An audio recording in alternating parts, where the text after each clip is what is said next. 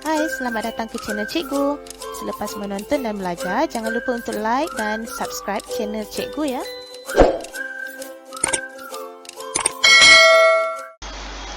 Assalamualaikum warahmatullahi wabarakatuh. Bertemu kita lagi pada hari ini, di mana kita masih lagi dalam topik yang sama, iaitu 8.3, sudut yang berkaitan dengan garis selari dan garis rentas lintang.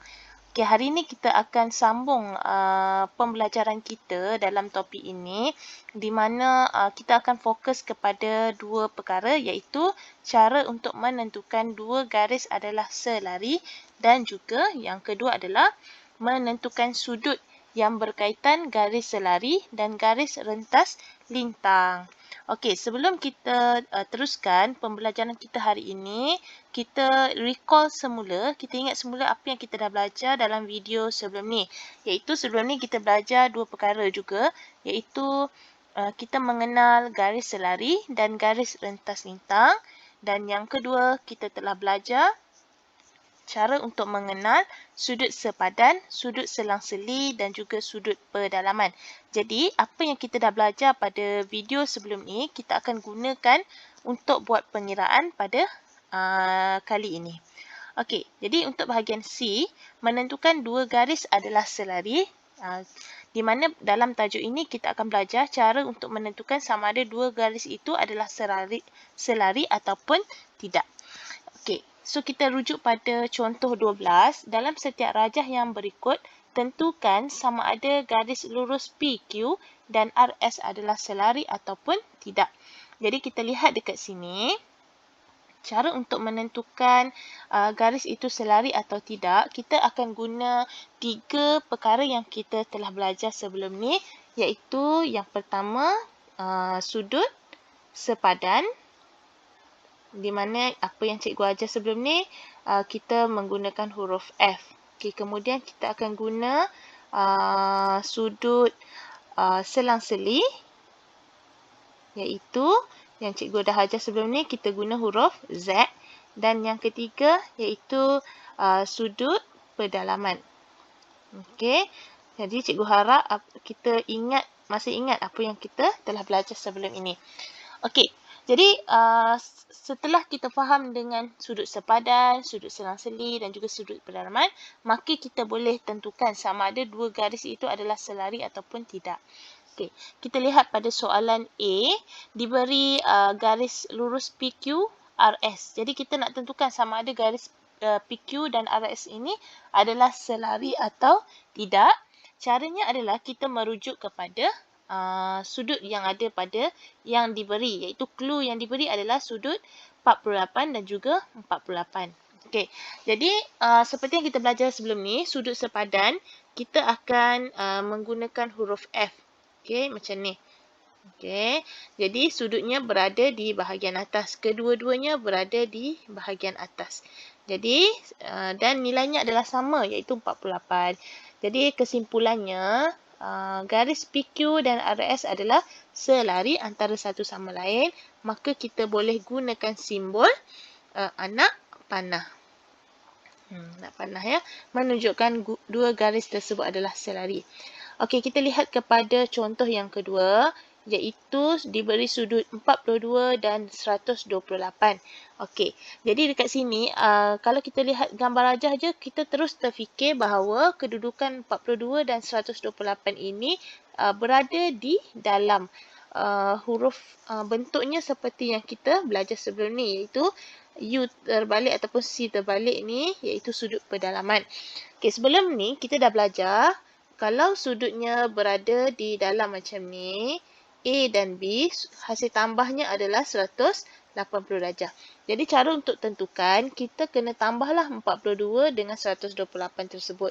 Jadi bila kita tambah 42 darjah tambah 128 darjah, kita akan dapat berapa nilainya? Okey, so kita akan dapat 170 darjah. Okey, bila kita tambah, kita dapat 170. Tapi teorinya menyatakan bahawa sekiranya dua garis tersebut selari, maka hasil tambahnya adalah 180. Jadi dia tidak sama dengan 180 darjah. Ini simbol tidak sama dengan ya, tidak sama dengan. Okey, jadi kita boleh nyatakan bahawa PQ dan RS tidak selari antara satu sama lain. Okey, cara yang kedua kita boleh tentukan adalah menggunakan sudut sepadan. Macam mana kita nak tentukan sudut sepadan? Okey, cikgu akan tunjuk ya. Okey, ni garis. Ini satu lagi garis. Maka dia menyerupai huruf L. Okey, kalau kat sini diberi 42 darjah, maka di sini pun akan jadi 42 darjah seperti yang kita dah belajar sebelum ni.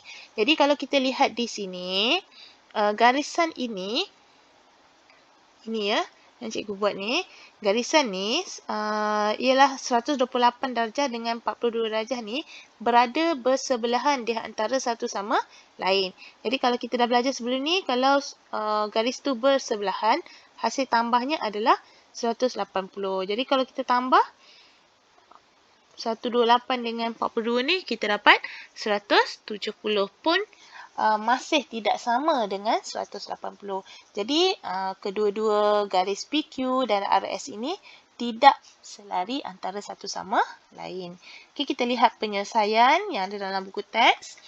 Okey, untuk soalan A tadi, PQ dan RS adalah selari kerana sudut sepadannya 48 darjah adalah sama. Okey, sudut sepadan. Okey, untuk soalan B pula, kalau kita tambah kat sini 42 tambah 128, hasilnya adalah 170, tidak sama dengan 180. Maka PQ dan RS tidak selari. Okey, sebab dia kenapa? Hasil tambah sudut pedalaman sepatutnya 180 jika PQ dan RS adalah selari. Okey, jadi kita lihat contoh. Ini contoh yang ada dalam modul ya. Yang cikgu edarkan tu. Jadi cara ini penerangan. Cara untuk menentukan garis selari atau tidak, kita lihat kepada kedudukan sudut yang diberi. Kalau kat sini sudutnya 40, dekat sini pun 40. Dan dia berada di atas garis yang AB dan PQ. Okey. Ia menyerupai huruf F. Okey. Huruf F. So sini 40, sini 40. Jadi kalau sudutnya sama, maka kedua-dua garis tersebut adalah selari antara satu sama lain. Jadi sudut sepadan 40 darjah adalah sama. Maka AB dan PQ adalah selari. Okey, kita lihat contoh seterusnya. Okey, diberi sudut 47 dan 53 darjah. Jika kita lihat gambar rajah, ia menyerupai huruf Z. Macam mana huruf Z tu? Macam ni. Okey, macam ni ya. Okey, ni huruf Z. Jadi, kalau sepatutnya yang kita belajar, sudut selang-sili yang berada di atas dan di bawah sini mesti sama. Iaitu sudut A sama dengan sudut B. Tapi kalau kita lihat di sini, sini nilai dia 47, sini nilai dia 53. Tak sama. Jadi, sudut selang-sili tidak sama. Maka AB dan PQ tidak selari. Okey, faham Okey, sekarang kita tengok contoh yang seterusnya. Okey, kedua-dua sudut 40 darjah dan 150 darjah ini berada di dalam garisan. Okey, bentuknya menyerupai huruf C tadi ataupun huruf U. Okey, jadi apa yang kita belajar tadi? Hasil tambahnya mesti 180. Tapi kita tambahkan 40 darjah dengan 150 darjah ni, kita akan dapat 190 darjah. Okey. Jadi dia tak sama dengan 180 darjah. Okey, ini adalah sudut pedalaman nama dia. Bila kita tambah tak sama dengan 180, maka A, B dan PQ tidak selari. Okey, ini adalah cara untuk tentukan sama ada dua garis tersebut selari ataupun tidak. Okey, sekarang kita pergi kepada subtopik yang seterusnya. Cara untuk menentukan sudut yang berkaitan garis selari dan garis rentas lintang. Kalau tadi kita hanya belajar untuk cara menentukan garis selari, sekarang kita nak tentukan nilai sudut pula. Okey, jadi kat sini Contoh 13, dalam rajah di sebelah, PQ, RS dan TU ialah garis selari. Okey, seperti yang cikgu ingatkan sebelum ni, kenal pasti clue dahulu. PQ, RS dan TU adalah garis selari. Cari nilai A, B dan C. Okey, jadi clue yang diberi ni ada maksud dia tersendirilah. Jadi kita kena faham. Okey, sekarang kita tengok satu persatu, iaitu sudut A. Apa yang kita nampak? Cari sudut yang berhampiran dengan huruf A. Okey, yang berhampiran dengan huruf A adalah sudut 60 darjah. Jadi kita tentukan kedudukan 60 tersebut. Macam ni ya. Jadi kalau kita lihat kat sini, ini adalah sudut selang-seli. Di mana sudut selang-seli yang kita belajar, kedudukan atas dengan bawah A dan B ni mesti sama. Jadi kalau sini 60, kat sini A ni pun akan jadi 60 darjah. Jadi tengok penyelesaian dia, A adalah 60 darjah. Dia menggunakan konsep sudut selang-seli. Okey, Kemudian cikgu besarkan sikit. Okey, sekarang kita lihat kepada soal cara untuk menentukan sudut B. Okey, sudut B, kalau kita lihat di sini, clue sudut yang berhampiran dengan dia ialah 60. Tetapi 60 tu tiada kaitan dengan dia. Maksudnya kita nak guna sudut sepadan tak boleh, nak guna sudut selang-seli pun boleh sebenarnya, tapi agak sukar sikit nak cari. Kita cari yang mana mudah dahulu. Okey. Jadi kalau kita lihat dekat sini, huruf B adalah sama dengan garisan yang berada di atas ya. Jadi kita lihat kat sini, ini adalah garis selari, maka ianya selari. Okay, kalau dekat sini 118 darjah, maka dekat sini pun, dekat garisan ni pun sebenarnya nilai dia adalah 118 darjah. Dan kedudukan sudut B pula pun sama dengan 118 darjah. Jadi B nilainya adalah 118 darjah. Okey, kerana seperti yang kita belajar sebelum ni, sudut sepadan huruf F. Okey, walaupun dia menggunakan 3 garis, jika sudut itu berada di bahagian atas, nilainya adalah sama. Dan kalau sudut itu berada di bawah, ianya sama dengan yang ada di bawah. Jadi 118 ni kedudukannya di atas dan sudut B pun berada di atas. Jadi B adalah 118 darjah. Jadi kita tengok dekat penyelesaian ni, B adalah 118 darjah. Dia menggunakan konsep sudut sepadan. Okey, cara untuk menentukan sudut C pula. Kalau sini kita dah ada sudut B, kita dah dapat 118 darjah. So, kedudukan C tu berada di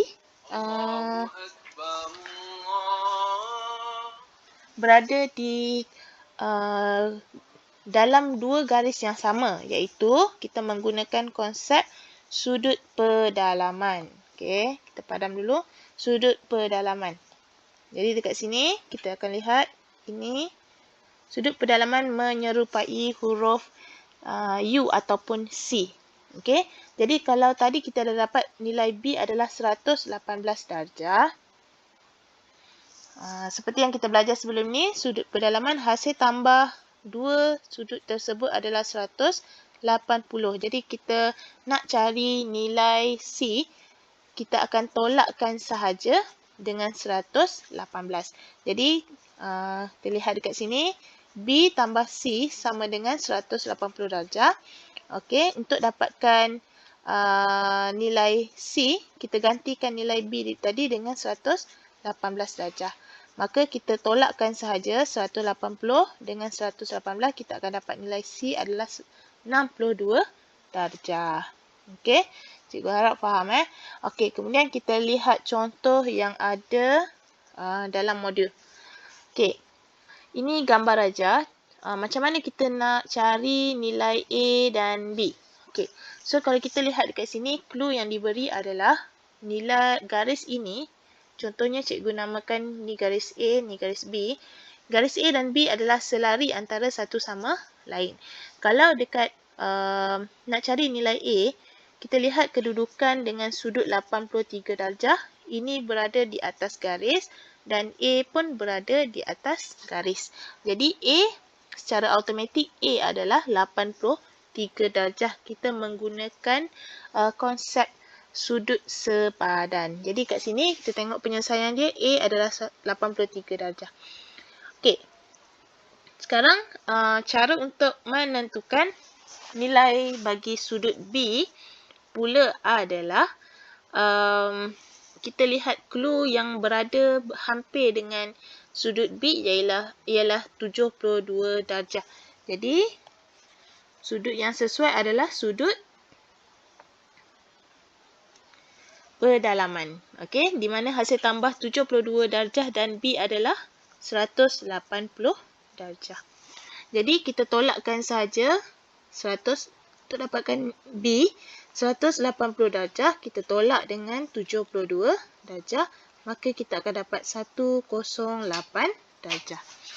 Okey, jadi kesimpulannya untuk mencari sudut-sudut yang berkaitan melibatkan garis selari, kita menggunakan konsep yang telah kita belajar sebelum ni, iaitu sudut sepadan, sudut selang-seli dan juga sudut pedalaman.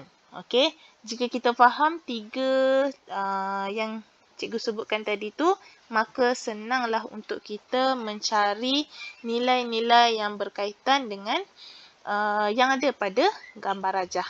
Okey, jadi cikgu harap mahirkan diri untuk melihat sudut-sudut yang berkaitan, cara untuk mencari clue-clue yang ada pada gambar rajah. Okey, sebenarnya kita hanya latihkan diri untuk mencari nilai sahaja. Soalan sudut ni bukanlah soalan yang terlalu sukar. Dia cuma kita kena mahirkan mata kita untuk mencari clue pada gambar rajah. Jika kita dapat mencari clue, maka kita mudah untuk mendapatkan jawapan untuk menyelesaikan soalan tersebut. Okey, jadi itu sahaja yang cikgu kita fokuskan dalam video ini yang kita belajar pada hari ini. Cikgu harap faham, cuba praktiskan.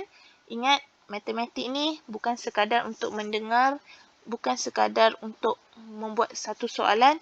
Kita perlu buat lebih banyak latihan supaya kita mahir dan ingat apa yang kita telah belajar. Okey, selamat mencuba. Assalamualaikum.